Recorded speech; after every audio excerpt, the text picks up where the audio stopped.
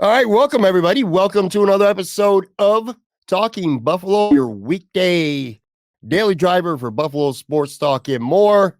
I am your host, Patrick Moran. Thank you, as always, for locking in, whether you're listening to this on the audio side, whether you're checking us out on YouTube. I appreciate you all. Make sure you subscribe and follow if you haven't done so already. Helps us continue to grow this show. This is dropping on Thursday. I'm joined by a very good friend, a level-headed friend of mine, and sometimes I feel like I need that in my life right now. Anthony Marino from Buffalo Rumblings. You know, we talked for maybe just a handful of minutes before we hit this record button here, Anth, and I typically hate with a passion when the Bills play on Thursday night. I hate all Thursday night games, but I really hate when the Bills play because first of all, you get in the game early in the week. Often it's pretty ugly on Thursdays. Yeah. I just, podcasting wise, there's a routine, a schedule where you kind of have things going week by week, and that kind of screws things up. And then you get to Sunday and your favorite football team's already played. It just feels all different. But if there was ever a week where I need the Bills to get back out on the football field, it's this week and it's tonight. What's going on, buddy? How you doing?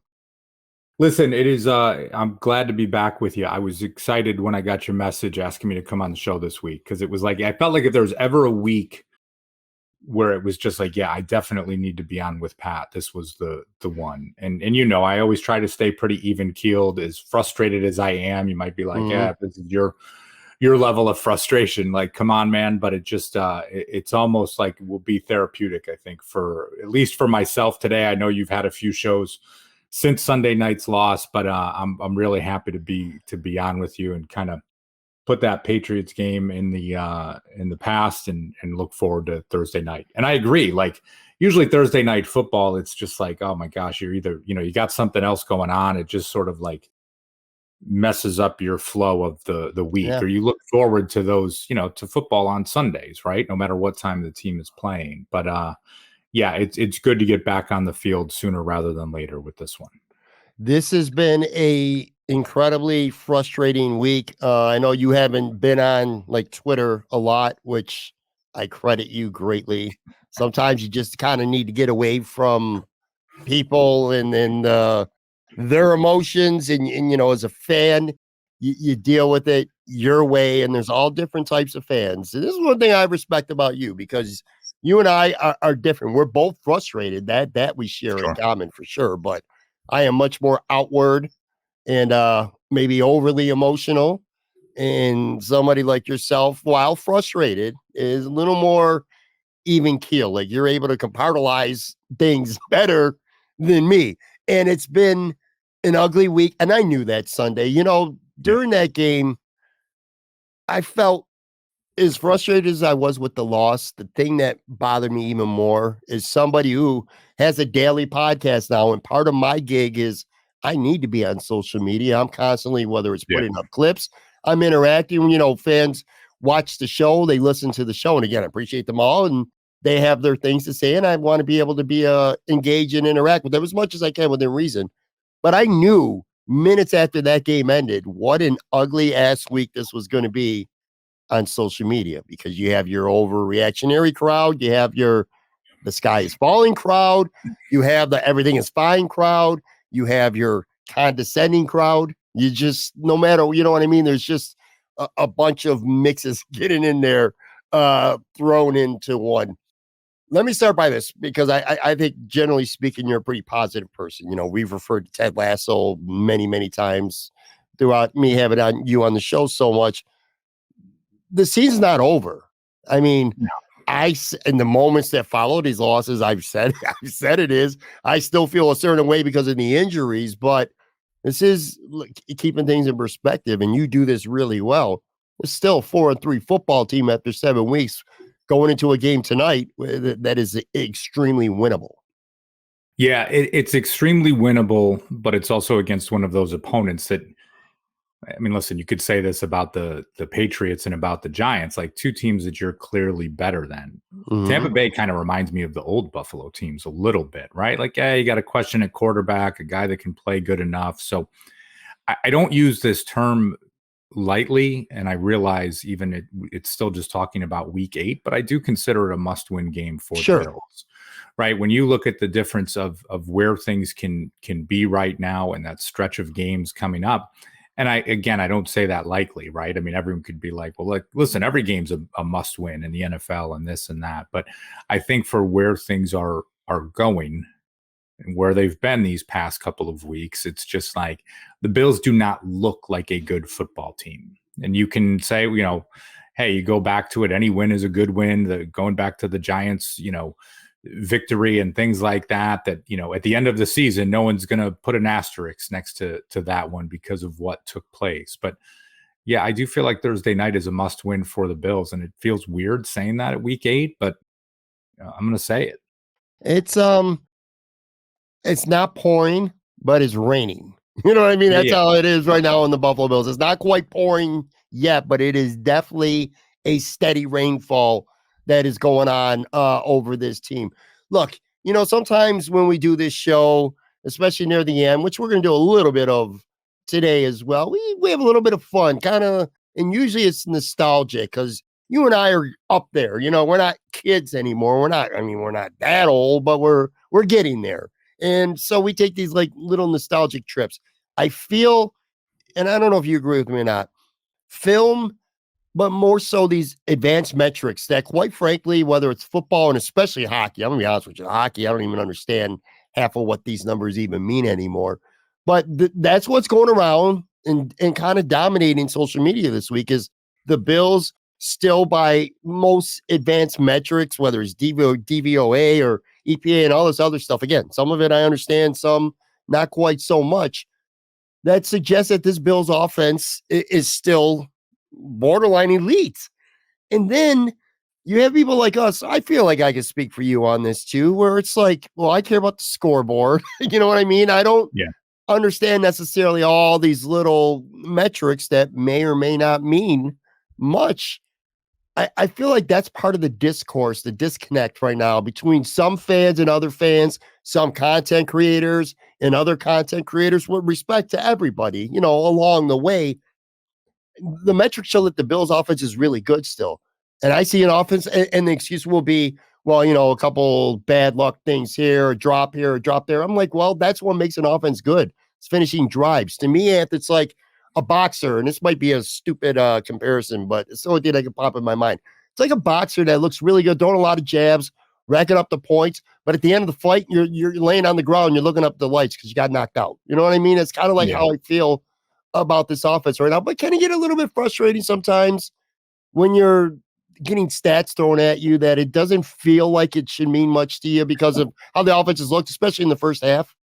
Yeah, you know what? It's so it's interesting as you say that because, right, I mean, listen, we can look at statistics in any way, shape, or form. And if you want to go through something, I can find positives in a lot of situations. I can find negatives in a lot of situations. And that goes with statistics or the eye test. And a lot of that comes about. And I think with it, it's just like you want those two things to marry one another, right? You want the statistics to back up the eye test. You want the eye test to back up the statistics. And right now, those two things aren't happening. I keep going back to the Giants game, and you're probably like, good gosh, we said we were going to stop talking about this such a long time ago.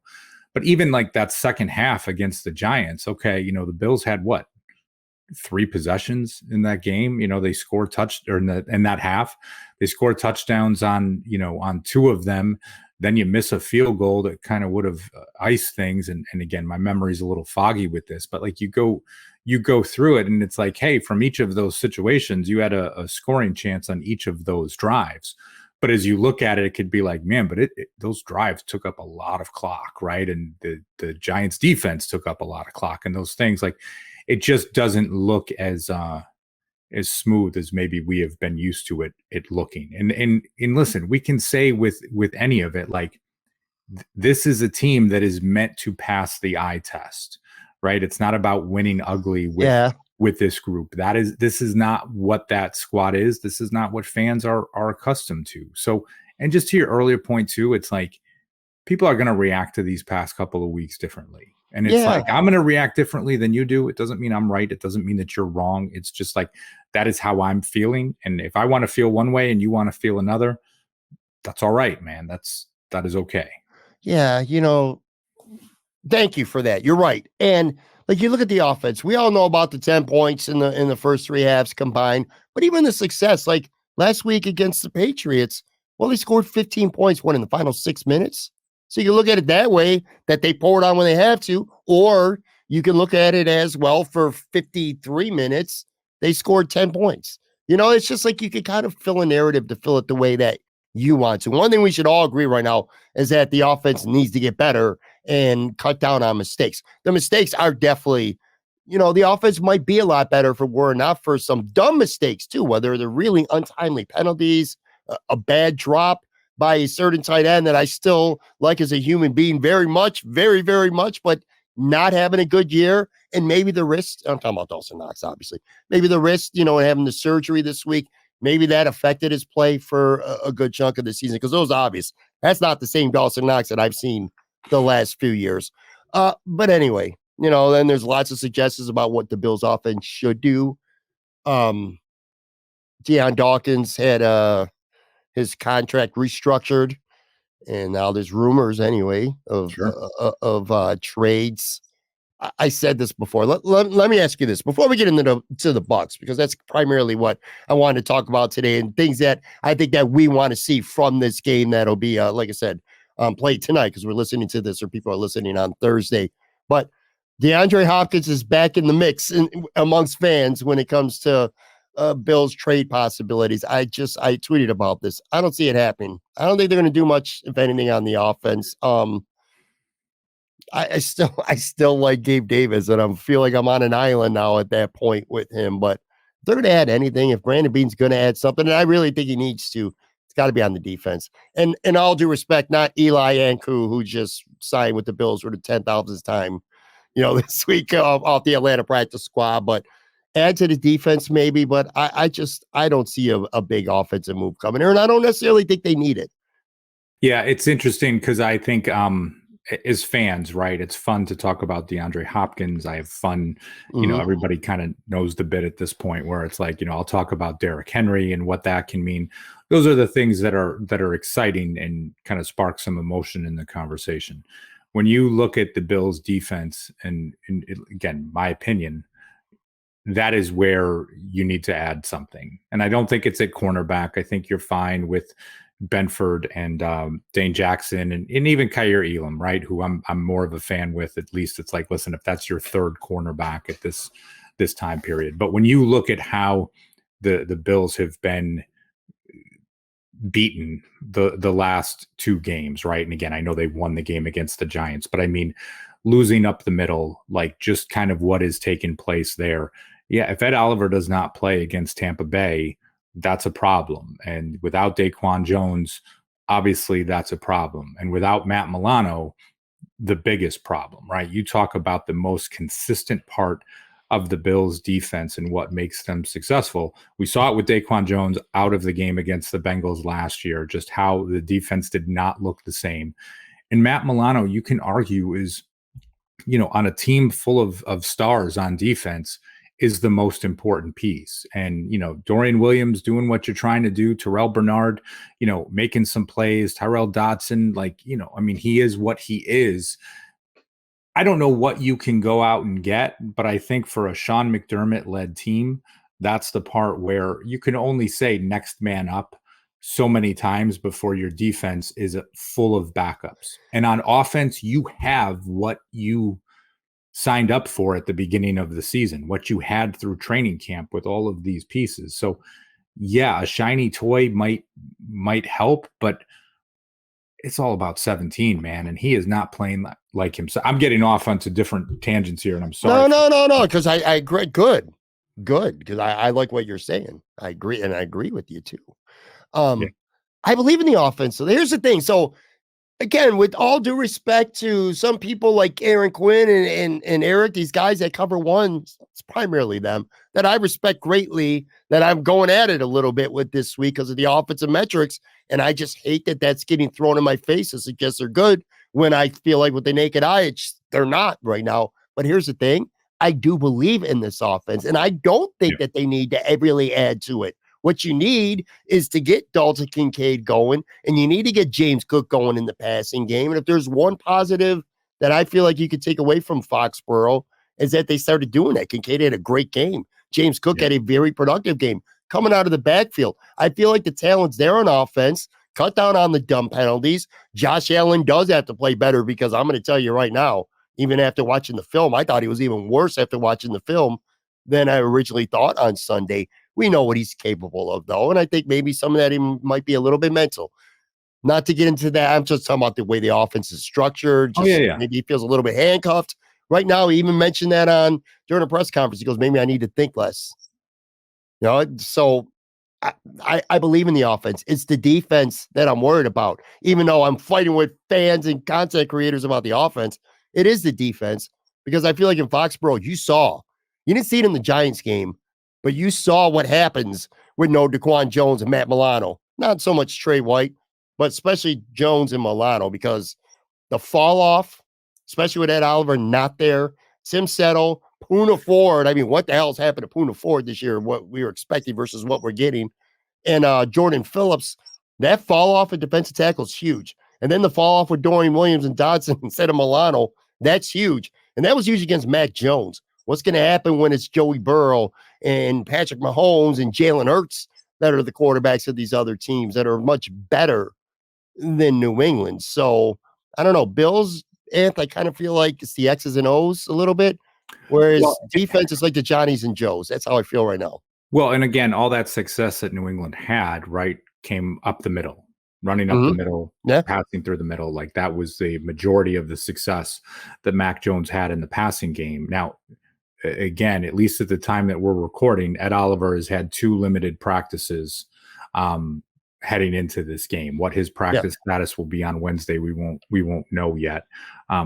Certainly a critical piece, right? When you talk about that drop off, it's like, you're not going to get the same production from Tim Settle, who you're paying $2 million a year, as Ed Oliver, who's averaging $15+ million a year and a first-round draft pick. Like, it's not supposed to be. So, like, let's you get one of your stars out there that you're going to need, and you see what difference that makes. And I hope that makes a difference against Tampa Bay, because it was certainly noticeable on Sunday. Yeah. All right. Before we get into specifics about the game and what we hope to see about the Bills, I just wanted to spend a minute talking about Tampa.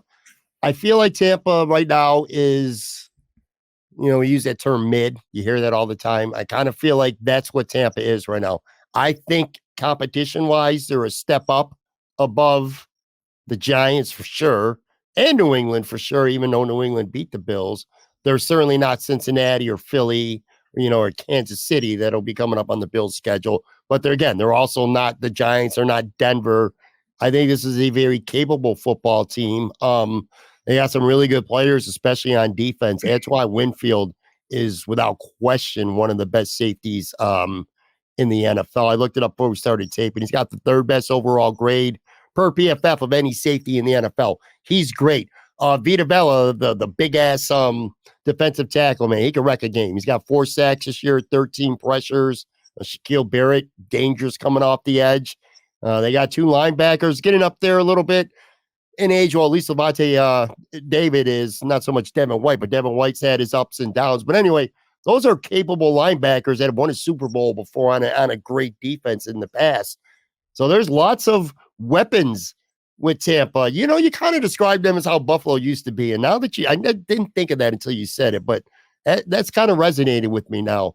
Lots of good individual players. Offense, obviously, you got 2 very dangerous receivers in Mike Evans and Chris Godwin. So Baker Mayfield, again, I think he's better than Mac Jones and Daniel Jones or Tyrod Taylor, but he's not a great quarterback. But Tampa's a capable team. Like, this is not a team that, I don't think the Bills can't sleep on anybody at this point, and they're not. But fans who are watching or listening, don't sleep on Tampa as some scrub team, because they're not a scrub team.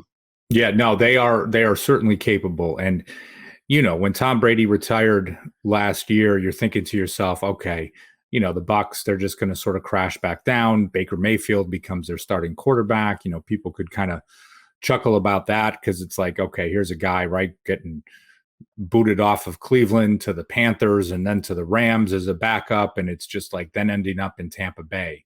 And you know what happens? They come out in week 1. They beat the Minnesota Vikings, obviously a playoff team from last year. And say what you want about the Vikings, but like they're certainly capable as well. And now here, hey, you've got the Bucs sitting at 3-3, weapons in Evans and Godwin that you're just like, okay, you can't take anyone lightly, and their defense is solid. This is the type of game where, we can say like, yeah, the offense has to get right, but this is one where even if things were going well, the offense has to get out to a good start against an opponent like Tampa Bay. I don't know that they're equipped to play catch up if they get down 2 scores early, type of scenario. But if you let them hang around, they can try and grind it out against you. And that's not what we're looking for this week.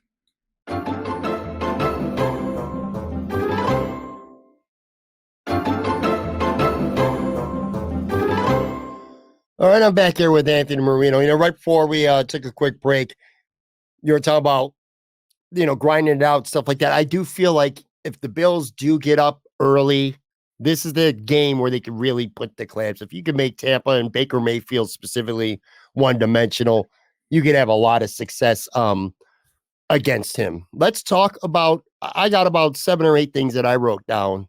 I feel like things that, besides winning the game, that goes without saying. From the Bills' perspective, these are things that I think we really need to see against Tampa. And again, we'll start with the glaringly obvious, and that's the offense. We need to see a productive offense before it gets to be midway through the third quarter. Like, we need to see the Bills' offense come out and play well early. Again, 10 points combined in the last 3 first halves of games has been very frustrating to watch. And it's a combination of the quarterback just playing a little bit better. It's a combination of, the offensive line blocking better. We didn't talk about this at the opening. New England did a really good job of pressuring Josh Allen. They blitzed him smartly. They just matched up real well. Matchup issues, things that maybe Josh pre-snap didn't pick up on. But anyway, Josh Allen in this offense, we need to see them come out and play a full football game because they have not done that since Miami. Yeah, and I think for a lot of us, myself included, can feel a little hypocritical because it's like one of those where, Josh says like, maybe I need to think less. And right, you go through pieces and you talk to yourself in the past and it's like, gosh, I don't want Josh taking these hits. I don't want him running so much, or, at least like get out of bounds or slide or these types of pieces. And you talk about that backyard football, mentality that he can bring to a game that we've seen flashes of here and there, but certainly I don't think to the extent that we have before. And it kind of needs to get back to the point where it's a little bit of like, he's just out there playing, right? Like just go play. And it's I know that's like an oversimplification and folks might be, but it's just to that point of like, he can make the game look easy at times, and he can do things that I've never seen any other quarterback do physically. Just go play, right? Don't think, just play. Any of the greats out there, what they do, it's kind of like instinctual out on the floor or the field or the diamond or whatever sport that they're playing. And for him, I think if he can get back to some of that, for him to acknowledge, maybe I need to be thinking less. I mean, it's one thing if it's just like, I'm overthinking this situation or whatever it is. For him to verbalize it in a press conference, to me, that says a lot, that he personally is not in the space that he wants to be. And I mean, listen, we can talk about this team at a whole. It starts and ends with 17. When he's playing well, everything is, you got a real shot. And if he's not, it's going to make things a struggle. So it's hopefully some of that acknowledgement. This is a chance for him to kind of reset. If there's one thing about these defensive injuries that's glaring, it is maybe 3 weeks ago, Josh Allen cannot play well. And I feel like you still could have played, even not, let's say not well. He only plays average. I feel like your defense could go out and you could hold down even some of these best teams. But without DaQuan Jones, without Milano, without Trey White, I don't believe in that anymore. So now you're in a position where your quarterback has to go back to being maybe the best player on the field each week for you to win. And sticking with Josh Allen, the other thing that we need to see, and I don't think this is on him, talked about on the show a lot actually this week, the legs. He needs to be able to run the football, not maybe recklessly, but at least that threat needs to be back out there. It's been obvious, Ant, the last couple of weeks, man. This guy is just not, he's not running the football, and it looks obvious that it's almost like he's being coached not to. And Sean McDermott's the only guy on this team who has that power to reel him in. Everyone wants to kill Ken Dorsey all they want. It's Sean McDermott that's not having him run. 148 yards he's got on the ground this year. He's on pace for his fewest rushing yards of his entire career. Need to start seeing more with his legs. Yeah, you need to start seeing more with his legs. And there's something, too, where it's just like, again, you kind of talk about the pace of things, some of the slow starts. I mean, we've been around long enough. You remember with Brian Dable, the team would come out and everything that they would have scripted early on would work. Then the Bills would come out in the second half and the third quarter would be horrible. Yeah. Right now, it's a little bit of the opposite. Like whatever they're doing at the beginning of the game, whatever they're scripting and game planning for, not necessarily working. In the second half, you're starting to see things like, okay, it's picking back up. Maybe you're playing from behind, a little bit of that tempo, a little bit of that rhythm. Like, and this is going to sound like, fantasy football bullshit, whatever. Like, but the Bills need to start playing like, listen, we got to put up 40 each game. And that's not to be disrespectful to your defense or anything along those lines, but like the teams that you're playing against, they are looking to grind out long drives against your defense. One, because they can, right? Of like the middle of your defensive line is gashed up and your middle of your linebacker core is not what it used to be without Milano. So you can kind of like pick it apart and put together these sustained drives. Well, that's keeping the Bills offense off the field. And if you're the Bills offense, it's a little bit, not to just say a sense of urgency. It's not a sense of desperation that you have to be taking, throwing 50-yard bombs here and there, but it's just like pick up the pace, pick up the tempo. That is where your quarterback is best. It's clearly where your offense is best, which we've seen, right, these last couple of weeks. Like, okay, now all of a sudden it's the fourth quarter. You have no choice but to put your pedal to the metal and to go as quickly as you can on offense.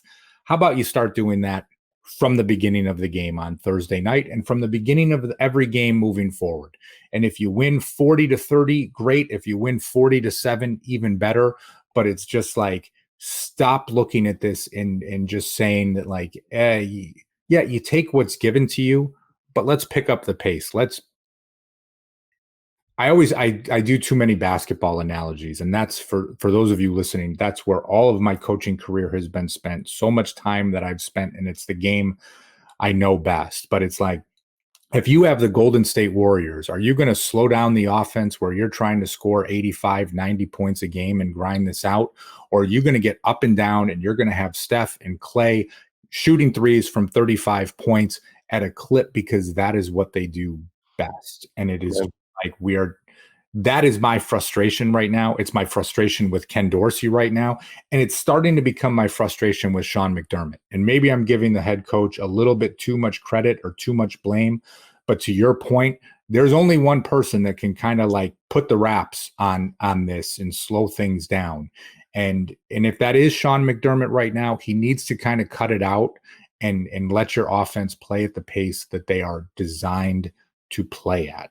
Like, that is what they are designed to play at. That's why you bring in Dalton Kincaid. That's why you have James Cook. That's why you have a thoroughbred golden retriever, whatever you want to call him, of a quarterback that can run for 30 yards on any broken play that is out there.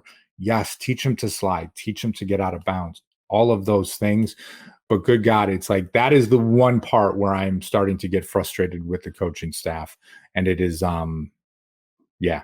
I think everybody who's watching or listening to this agrees with you. I think the problem is just not in Sean McDermott's nature to be that kind of coach and have that kind of philosophy. And with Brian Dable, and look, this ain't speculation. You saw the video. We all saw the video. Brian Dable's relationship with Sean McDermott, not good.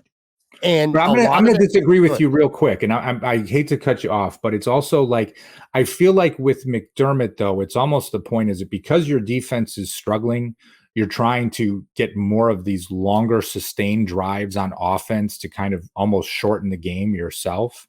It's like kind of going backwards, right? Like when your defense was clicking on all these cylinders, like, yeah, let the offense go bonkers. Let them go crazy because whatever, we're going to get the stops. The offense, if you get a quick 3 and out, no big deal. It kind of needs to be the opposite, right? Like your offense needs to be delivering because your defense is not what it should be. Right. So you need to make the opposing offense one dimensional. And you are not doing that with the dink and dunk, slow, methodical drives on offense that are taking place right now. And I do think that's McDermott because he's such a defensive minded coach. It's just like, hey, having the offense put together these long, sustainable drives that keeps the defense off the field and keeps it from honestly exposing any of the weaknesses that they have. So. Yeah. Sorry, I cut you off. I don't mean to. No. That's fine. I agree. I really do. I'm concerned about the head coach's fingerprints being on the offense. I agree with what you said. The Golden State Warriors reference was what I'm talking about too. Moving on to Gabe Davis. I want to see him have more than one catch for 6 yards. Now, I also want to be fair to Gabe Davis. If you want to have an offense that has Stephon Diggs getting fed as one of the best receivers in the NFL, which he is, and you want to have an offense that you can run the ball more effectively, and you want an offense where you want Dalton Kincaid, your first-round pick, to catch 6 to 8 passes in a football game like he did on Sunday, and you want James Cook to be able to come out of the backfield, and you want to start getting Shakir and Deontay Hardy and maybe Sherfield more involved in that slot positional role, there's only one football. Somebody's stats are going to suffer. And it certainly looks like it's going to be Gabe Davis. And I always say this. I hate that wide receiver 2 number or, label put on somebody. Make plays when you're called upon. He only had 1 catch for 6 yards on Sunday, but it's not like he dropped 3 passes either. So I don't know. I want to see him have more than 1 catch for 6 yards, but he doesn't need to go out and have 7 catches for 110 yards and a touchdown either if you want everything going on your offense. But it is frustrating to see him only have 1 catch for 6 yards. So let's get those numbers up some. And it's one of those, it's like, again, where I'm guilty. I thought the Bills should have extended Gabe Davis before this season. Now I'm certainly questioning that, right? Or like, what does that contract extension look like? Because certainly not in the 4 years, $45 million piece that we talked about weeks ago. It's almost like, you're bringing this guy in at 3 years, $21 million type of thing. And that's where he is. Like Gabe Davis, there's a wide variance of what you get from him, but one out of 6 is not, it's not good enough. Right. And whether that's the crispness of his routes, if it's what, Josh Allen being inaccurate with the pass, whatever it is. I mean, heck, even him, 3 catches on 6 targets for like 30 yards makes a hell of a difference in a game like this that you're playing. But it is just that part is frustrating because again, we've all seen the good, and I just mean the good, not even like the greatness that he has shown, but sometimes just the lack of consistency there makes it tough, man. Yeah. Like I said, you can't have everything on offense. Even if the offense is good, you can only have so much. You could talk about Jamar Chase and Higgins with Cincy, they're 1-2 receivers. Well, if they're both going, somebody's not. The tight end's not going. The running backs aren't going. So it's kind of like pick your poison. My biggest bright spot from Sunday was the play of Dalton Kincaid and James Cook. I want to see that continue in the passing game. Kincaid had 8 catches for 75 yards. Doesn't need to have 8 catches for me to consider him having a good game. But I want to see him involved. He was involved in the offense in a more meaningful way, not just a little 2-yard dump-offs like we've seen for most of the first 6 weeks. And then Cook coming out of the backfield. I mean, literally, he scored a touchdown catching the ball out of the backfield.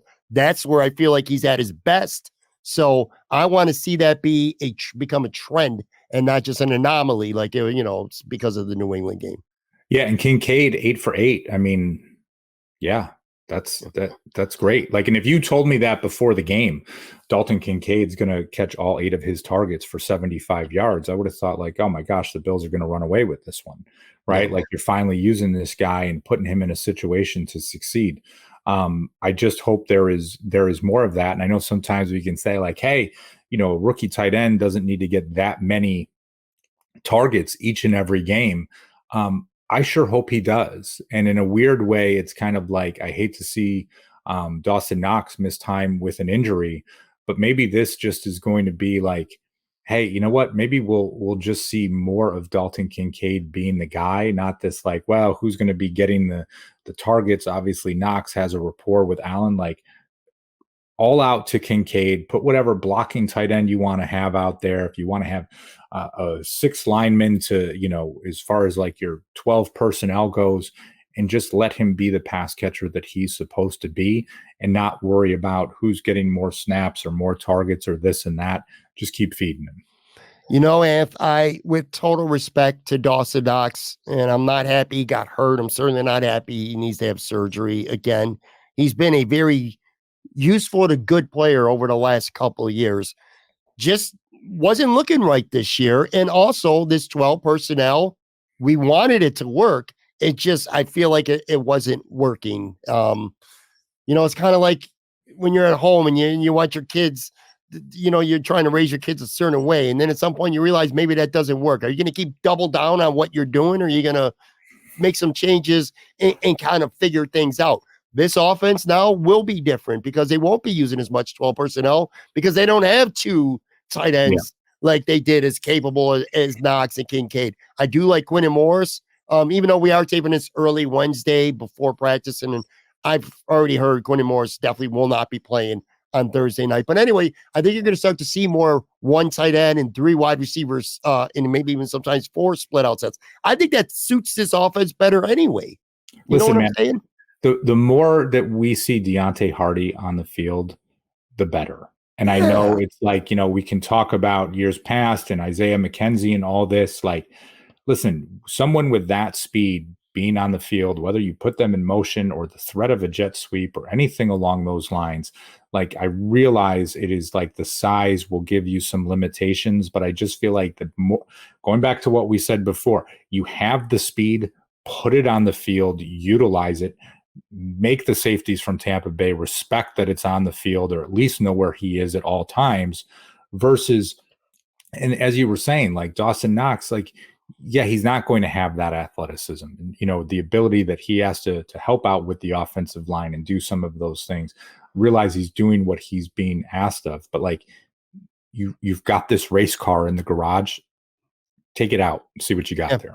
Yeah, Sunday, even if it was just a little bit of glimpses, when you look at Shakir and Hardy, I feel like that was the first time where I felt like, all right, Cole Beasley catching those passes, moving the chains, little shiftiness. That was a little bit of Shakir. And then obviously the good Isaiah McKenzie from that one catch that Hardy had, made 2 guys miss, picked up a big first down. That looked like that Isaiah McKenzie. So maybe now, like I said, maybe they can get that part of the offense going. And maybe it might be easier without Dawson Knox in the lineup because of the 2 tight end thing. Other side of the ball. And again, I got to keep emphasizing this. We're taping this Wednesday. We do not know Ed Oliver's status for Thursday night as we tape this. We do know that the Bills are signing Eli Ankou, which a lot of excitement on social media about the guy. I don't dislike him. He is a true one-tack, so maybe he will help. But it's the guy who's been, on the team and released and practice squad and back a million times. But anyway, him aside, because who knows if he's actually going to come into the lineup and play right away. I need to see something positive from Jordan Phillips, Tim Settle, and Poona Ford, because the PFF, the metrics, and the film all suggested that they were horrifically bad against Sunday. There was one play I saw it on Twitter. Jordan Phillips got run out. Somebody said he got kicked out of the club. He got pulled back 25 yards on one play. And this defensive line's got to have some kind of resistance if Ed Oliver's not playing. You can't just say, well, they don't have Ed either, and then go out and do nothing, or you're going to have a lot more games like you did in Foxboro. Need to see some from the DT position. Yeah, I mean, that is, it goes without being said. I mean, I don't have anything kind of ranted about it beforehand. Yeah, I just really hope Ed Oliver's back. Yeah, so do I, man. You know what? That contract looks better now, doesn't it? A lot of people this summer were like, whoa, you gave 4 years, $68 million, really? Well, you see why they did, because he's very valuable, straight up. Defensive end, too. Greg Rizzo, which, man, I don't know the way he looked. I don't think I've ever seen him look. I have. It's been a while since I've seen him be such a non-factor. And I do think it's because of the foot. He's trying to play through a foot.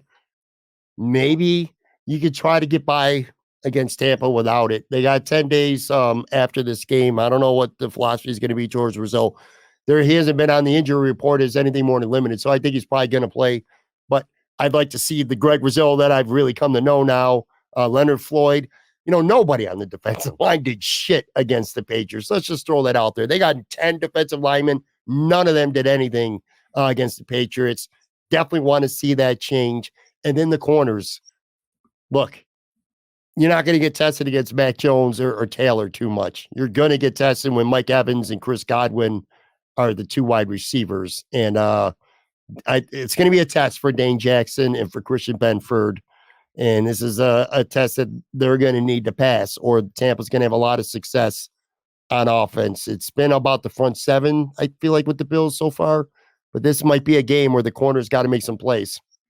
Well, and honestly, I'm looking at that third corner in Teron Johnson, who has been so good for the Bills for a number of years.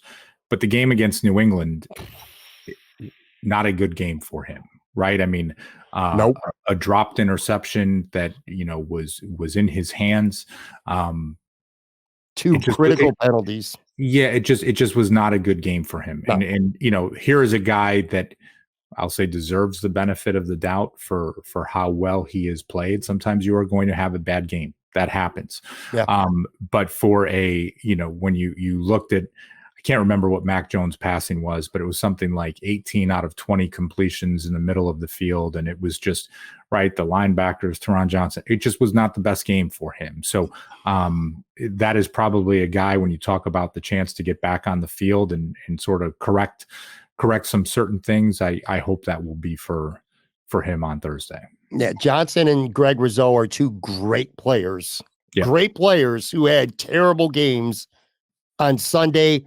I'm interested to see if McDermott goes back to Dorian Williams, who has looked really good at times, but he's also been benched 2 of the last 3 games that he's played in. Again, it goes back to the whole Matt Milano thing.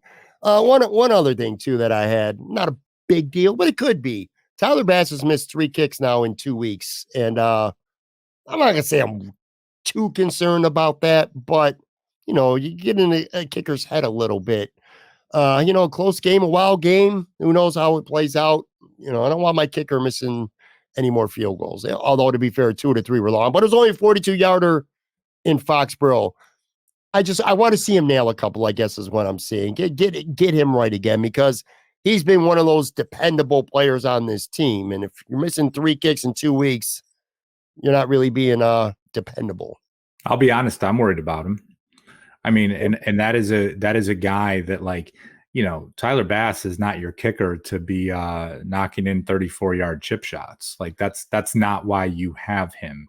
Mm-hmm. It's to be able to, from 40, 50 yards plus to be reliable there. And listen, trust me, I'm not sitting here looking and saying like a 52-yard field goal should be automatic. But when you've missed 3 in the last 2 weeks for some games that have been closer than they need to be, you play against some decent defenses and things that take place there. It's like, that needs to be a guy that you can count on. And that's not the case right now. And I don't know. I said something on Twitter the other day. I did jump in at a couple points because, when Knox dropped the pass on the 4th down, I know he took a big hit with it. It's, it's a drop. It's one he's got to come down with. But, in that 4th down situation, it's like, well, would the Bills have gone for it if they had more confidence in Tyler Bass at this time, if he hadn't missed a field goal earlier and 2 the week before? Right. Do you go in that situation and cut it to 3 where it's just like, hey, because listen, you cut it to 3, you got a guy that can hit a 60-yarder.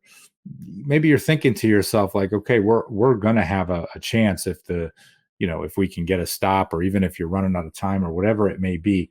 I don't know. I mean, many will say, like, listen, if you can't pick up 2 yards in a 4th down situation, what are you doing here? But it just was, I guess I'm just a little bit concerned because he's been so automatic. He's been automatic. And it's that's one of those things you don't want to question as a fan or a coach at any point. So I hope that again, it's something where he can just kind of get that. I don't even want to say that he's lost his confidence back, but it just maybe where I can get that confidence back in him as a. Well, I mean, maybe he's one or two kicks away from Sean McDermott losing his confidence in him. And to your point, Yeah. that might affect you taking the points on a drive as opposed to maybe an unsuccessful fourth down conversion or even worse, a punt. So for sure, let me put you on the spot before we do. I call it a little get right therapy at the very end here, but I'm going to put you on the spot with a prediction. It's a short week. They've played shitty on offense for big chunks of the game, 3 straight weeks. They barely beat the Giants. They lost to the Patriots. They're home. They have all the incentive in the world to have a bounce back game. How do you see this playing out? Yeah, I look at it as kind of an ugly game, and I say that meaning that you're playing against a good Tampa Bay defense, a decent team on a short week. I look at it maybe like 20-10 Bills, right? Okay. You get a couple of touchdowns, you get a couple of field goals. Even as I say it, it's like, I don't know, can the defense hold anybody to 10 points right now? I'm not quite sure with what's going on, but I think kind of one of those where it's just it's going to be like a little bit of one of those uglier Thursday night games. I don't think the fan base is going to come away from it feeling like, hey, the offense is fixed. This is perfect. This is exactly what we were looking for. But I'm hopeful at least enough bright signs with it that then you come away and it's like you've got some extra rest that I feel like this team needs right now. I feel that the leash at Highmark Stadium with the fans is going to be really quick. And if this offense comes out, maybe 1-2 drives, maybe even one drive and looks shitty on, the fans are going to let them know about it. That said, despite every metric and trend that would suggest otherwise, I feel like the Bills are going to put up 35 points or more on Tampa. Don't really necessarily know why. I just feel like this is the week where things are going to come together. I've hit on this a couple times. I think this offense is going to be ready to play better because they're going to be done with a 2 tight end personnel that I think they've struggled with. And I think Dalton Kincaid is going to have a more prominent role going forward. And I believe the slot receiver is going to matter more now, like it used to. And I think the result is, and maybe even a couple Josh Allen scrambles. I think this is the week where the Bills offense comes out of its shitty shell. And it's going to be a fun 10 days, too, by the way, if they win. It's going to be interesting to see what Brandon Beane might do because they play on Thursday. The trade deadline's next Tuesday. They got a couple extra days to evaluate their roster as opposed to playing on Sunday. Maybe that's the one advantage we didn't talk about playing on Thursday. And we'll see what Brandon Beane does. He's got to do something. I think he's got to do something on the defense. And if they lose this game, they're in a world of trouble, Ant. A world of trouble if they're 4-4. Yeah, I mean, I like your assessment and everything that you said there. I don't know what to make of the trade deadline, and I get it. We probably won't talk before then because it's a little bit of that point too of just, do the Bills look at this team and say we're going to utilize valuable assets for right now? And I say that because, right, you can look at guys that they could potentially be losing as free agents next year.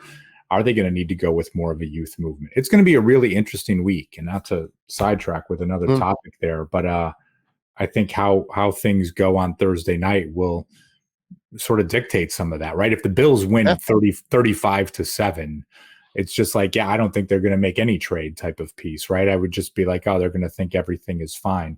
If they got to slog it out and it's kind of one of those ugly wins, maybe that's showing some more of their deficiencies, but yeah, that is an advantage of playing on Thursday this week. So maybe one less reason to hate Thursday night football for the Bills. Yeah. Before we get out of here, usually we do a finish a sentence segment, but I've been in a shitty mood all week. I feel like I kind of needed some therapy.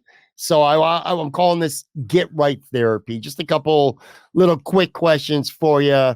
Just to make me feel a little bit better, I suppose. And again, everybody watching, listening, thank you so much. I truly appreciate you. I want you to name, I gave you an assignment here. Let's see if you understood the assignment. One song, one movie, one TV show that will always put you in a good mood, no matter how shitty you may be feeling at the time. Like say you watched that game last Sunday and you're ready to punch a wall, like I certainly was. Like, give me a song, a movie, and a TV that even when you're in that bad of a mood, it'll make you feel better. Sure. And these are things that I always consider like guilty pleasures, right? Sometimes it's those things that you might be a little like, like, are you really going to say that this is something you love? I wear it. I own it, and it is completely. So one song, easy. Best song ever by One Direction. Guaranteed to put me in a good mood any single time. Those One Direction boys, I don't care if you can say like they're for teeny boppers. I love One Direction. You kidding any me? of this type of stuff. Those boys kill it. And best song ever, it's like that just will put a smile on your face. If you're driving in the car, you will be, singing along. My buddy Tim, we got kind of this running thing of just like whenever it comes on, I take a screenshot, I send him a text, and it's just it's guaranteed to put me in a good mood. Yeah, that I love One Direction. All right. Movie. Again, anyone that follows me on Twitter has probably seen some of my rants about this before. Easy choice, Pitch Perfect. And despite whatever Ryan Talbot says from NewYorkUpstate.com, I will take any of the three. But the original Pitch Perfect movie, feel good, as I always will put it. It is the Rocky of acapella movies. I don't know if there's other acapella movies out there, but for me, it is just fantastic. I cannot have a good enough time watching that movie. A favorite of our family, and even I have the soundtrack downloaded on my phone. Sometimes when you're in the car, something random will pop up from that, and that is guaranteed to put me in a good mood. Any bad day, Pitch Perfect, total go-to. That's fair. All right, TV show. TV show, I mean, there's a couple that we talk about all the time. So I'm not going to talk about Ted Lasso more because that is too easy. I'm not going to talk about Community more because that is too easy. It was a toss-up for me. Kim's Convenience, I absolutely love. A little bit of a lesser known shows for fans. Simu Liu, who is people know him as Shang-Chi from the Marvel Cinematic Universe, always love. But I had to go with Scrubs, right? When you look at Scrubs, and certainly there are some deep episodes that came from their run, but like JD and Turk and their friendship and just sort of the silliness. And again, no surprise, another Bill Lawrence show, the creator of Ted Lasso. But what that show is, the relationship that those two have, and even just when you think of that entire cast, like there's always just going to be a moment that could put a smile on your face. And I'm not a student of the show in the way that, folks like yourself are with The Office, but when you just think of Scrubs and what that was, that can really always put you in a good mood. I like Scrubs a lot. Now, for people watching or listening to, I'd love to hear their answer. So whether you're dropping in the YouTube comments or tweet at me, email me, I'd love to hear your takes as well. I'm going to keep mine real short here. Song, Christopher Cross, Sailing. That's still one of my favorites. It's just a perfect vibe song for me. It'll relax me. Like if I'm hyper, if I'm really angry, I hear that song and I'm kind of, by the end, I'm just kind of like in a chill mode. Movie, this is kind of recent. I don't even remember if we've talked about this or not, if you've seen it. Coda. Have you seen Coda? No, and I need to watch it. I need to watch it. It literally won the Oscar for Best Picture. I think that might be my favorite movie of the last 10 years, maybe even longer. It's just, again, without giving any details away, especially since you haven't seen it, it's just a movie that's going to make you feel good. I promise you that. It's going to make you feel good. And then TV shows, yeah, I agree with you. I could easily say Ted Lasso. It kind of feels like low-hanging fruit right now. I could also say Schitt's Creek. I've talked about that show several times. I'm going to go with a show that's kind of effed up. But Sunny in Philadelphia. It's always Sunny in Philadelphia. That show always puts me in a good mood just because it's so damn funny. Just three guys who just treat each other like shit. And then, D and then Danny DeVito. It's a perfect cast. It's just absolutely hilarious. So even if I'm in a rotten ass mood, I'm going to watch that TV show and I'm just going to start laughing in a different way. Not in a, feel good kind of Scrubs way, but then that's so screwed up kind of way with Sunny in Philadelphia. One last question too. I wanted you to name a specific childhood memory, something random, specific that makes you smile if you think about it today. Because I want to smile at the end of this, after this week, man. I got to smile. Yeah, and Pat, we grew up in that golden era of when trading cards was at its height, right? And Mhm. when it went from sort of something that became overproduced and kind of got out of whack. But growing up as a kid, getting packs of cards, there was just an excitement, the unknown, what was going to be inside. If you open it, you get a great rookie card, one of your favorite players. I would always remember as a kid on Valentine's Day, my dad would come home from work, he'd bring my sisters, I don't remember if he got them like flowers or candy or something like that, and he would always get me a box of Topps baseball trading cards, Mhm. so 36 packs. And I would remember I would open 4 packs a day, just 4 packs a day, to stretch it out over 9 days. So like, I'm not usually a patient person, but always remember that. And just that time of like, whether it was saving up money from a paper route or you got money from family or whatever it was, like getting to the convenience store, getting packs, and just that, like opening a pack and getting like a Yeah. Cal Ripken card or a Kirby Puckett or Eric Davis, like guys that stood out to me, Darryl Strawberry, Doc Gooden, like just that sense of joy and excitement that could come at a point in life, just something so simple. And we're talking about something you were buying for like 35 or 50 cents a pack at the time. Like Yeah. we're not talking about some huge present or gift or something inordinate, but like getting a pack of cards, I love that. And I still have all the boxes here. I mean, I know most of them are like worthless at this point, but it's like Well, they're not worthless to you. no, but you know what I mean? Like from Sure. you go through with it, and just Yeah. to have that, to me, that's always a great memory. Yeah, I was really big into baseball cards as well, and it's funny now how much they cost. It's God, it's unbelievable how lucky we were as kids to Yeah. not get ripped off buying them. My specific one that I thought of, and this is kind of what made me ask you the question. It's not my favorite memory. Like I said, it's a specific kind of random one, but the year was 1982. I think I was 10, and I went to see Rocky 3 in the theater. And I was so excited because I loved rock. And I'm telling you, and I'm actually going to tell people right now how popular at the time the Rocky Balboa franchise was, because I'll never forget this. My aunt took me to the movie, got our tickets, went inside the theater. It was somewhere in Amherst.